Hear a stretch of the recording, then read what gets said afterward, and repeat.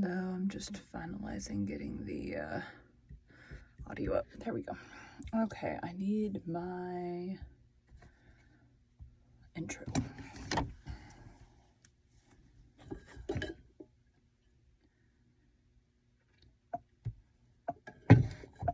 Okay, I have to turn my fan on. Yep. This little turd issue is that I can't reach the this is swinging on its own accord. Issue is that the part that hinges I cannot reach to tighten because it is like wedged in like between stuff.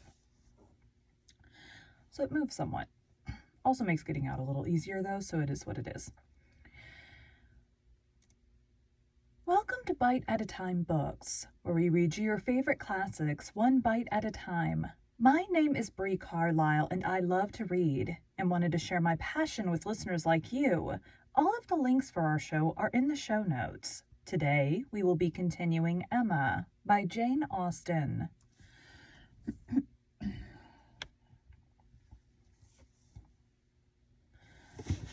Scoot up on this. I feel like I'm too far down.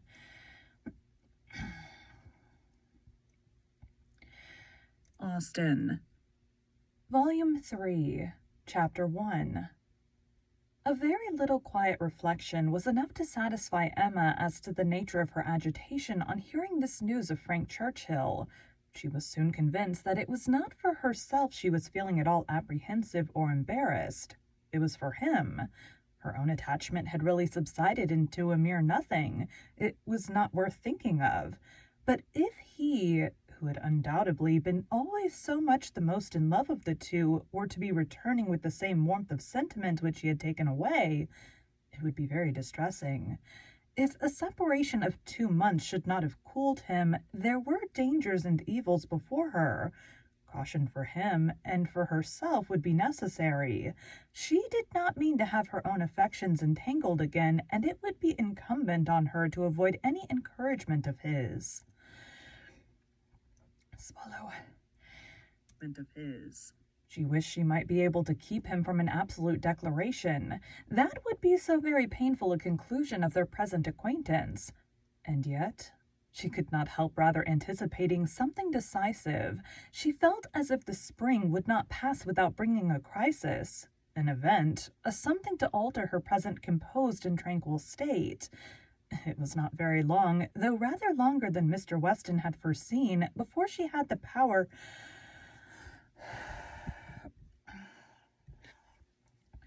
It was not very long, though, rather longer than Mr. Weston had foreseen, before she had the power of forming some opinion of Frank Churchill's feelings. The Enscombe family were not in town quite so soon as had been imagined, but he was at Highbury very soon afterwards. He rode down for a couple of hours. He could not yet do more, but as he came from Randalls immediately to Hartfield, she could then exercise all her quick observation, and speedily determine how he was influenced and how she must act. They met with the utmost friendliness. There could be no doubt of his great pleasure in seeing her, but she had an almost instant doubt of his caring for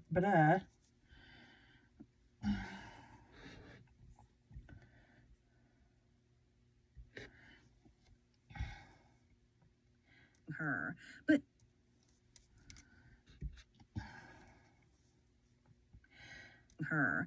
But she had an almost instant doubt of his caring for her as he had done, of his feeling the same tenderness in the same degree.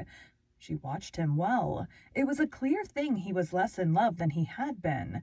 Absence, with the conviction probably of her indifference, had produced this very natural and very desirable effect. Big paragraph at the bottom.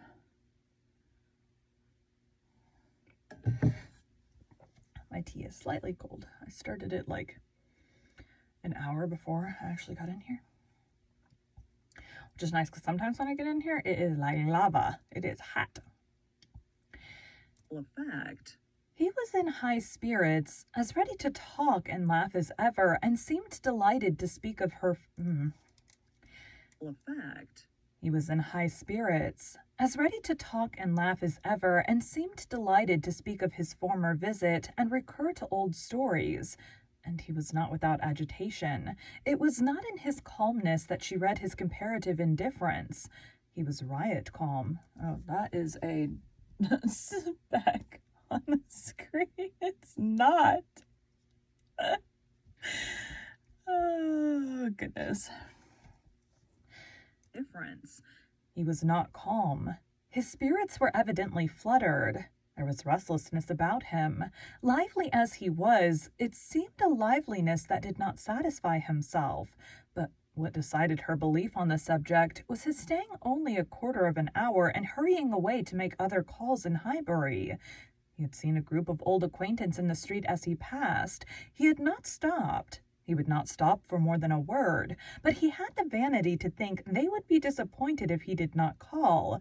And as much as he wished to stay longer at Hartfield, he must hurry off.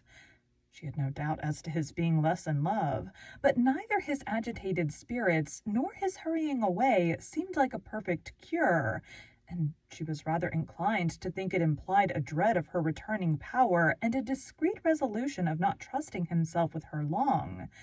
This was the only visit from Frank Churchill in the course of 10 days. He was often hoping, intending to come, but was always prevented. His aunt could not bear to have him leave her. Such was his account at Randalls. If he were quite sincere, if he really tried to come, it was to be inferred that Mrs. Churchill's removal to London had been of no service to the wilful...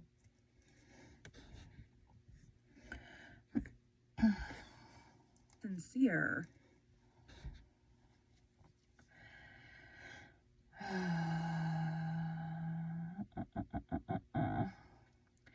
Sincere. If he really tried to come, it was to be inferred that Mrs. Churchill's removal to London had been of no service to the wilful or nervous part of her disorder.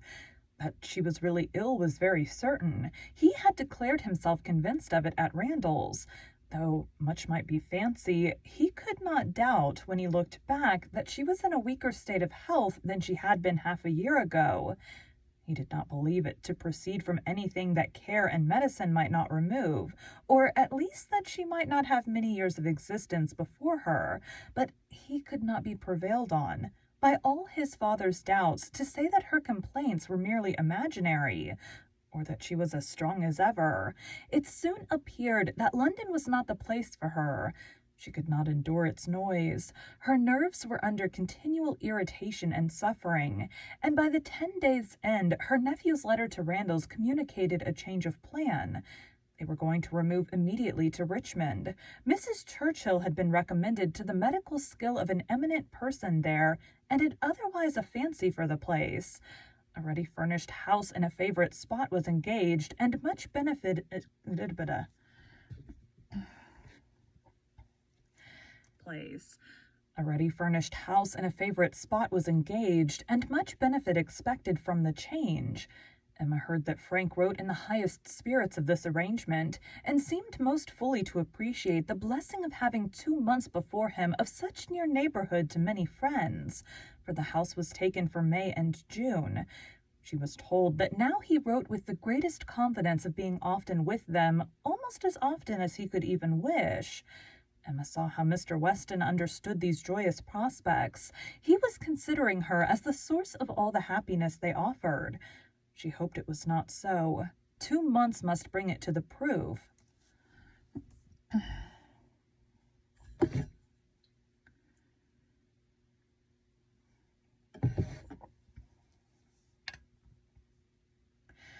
The proof. Mr. Weston's own happiness was indisputable. He was quite delighted. It was the very circumstance he could have wished for. Now, it would be really having Frank in their neighborhood. What were 9 miles to a young man? An hour's ride. He would be always coming over. The difference in that respect of Richmond and London was enough to make the whole difference of seeing him always and seeing him never. 16 miles, nay 18, it must be full 18 to Manchester Street was a serious obstacle. Were he ever able to get away, the day would be spent in coming and returning. There was no comfort in having him in London. He might as well be at Enscombe, but Richmond was the very distance for easy intercourse. Better than nearer. One good thing was immediately brought to a certainty by this removal: the ball at the Crown. It had not been forgotten before, but it had been soon acknowledged vain to attempt to fix a day. Now, however, it was absolutely to be.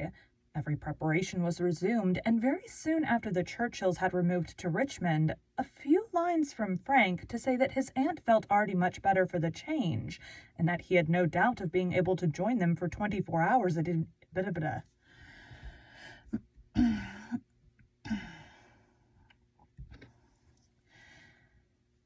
change, and that he had hold on, I need to start this a little bit sooner.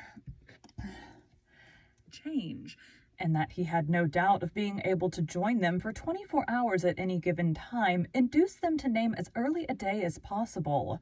Mr. Weston's ball was to be a real thing. A very few tomorrows stood between the young people of Highbury and happiness. Mr. Woodhouse was resigned. The time of year lightened the evil to him. May was better for everything than February. Mrs. Bates was engaged to spend the evening at Hartfield. James had due notice, and he sanguinely hoped that neither dear little Henry nor dear little John would have anything the matter with them while dear Emma was gone.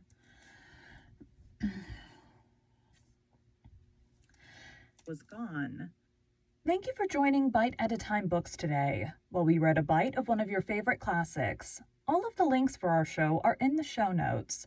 We are part of the Bite at a Time Books Productions Network. If you ever wondered what inspired your favorite classic novelists to write their stories, what was happening in their lives or the world at the time, check out Bite at a Time Books, Behind the Story, Tuesdays wherever you listen to podcasts. Again, my name is Bree Carlisle, and I hope you come back tomorrow while we take the next bite of Emma. It's actually behind the story I gotta do next. Okay. Thanks, guys.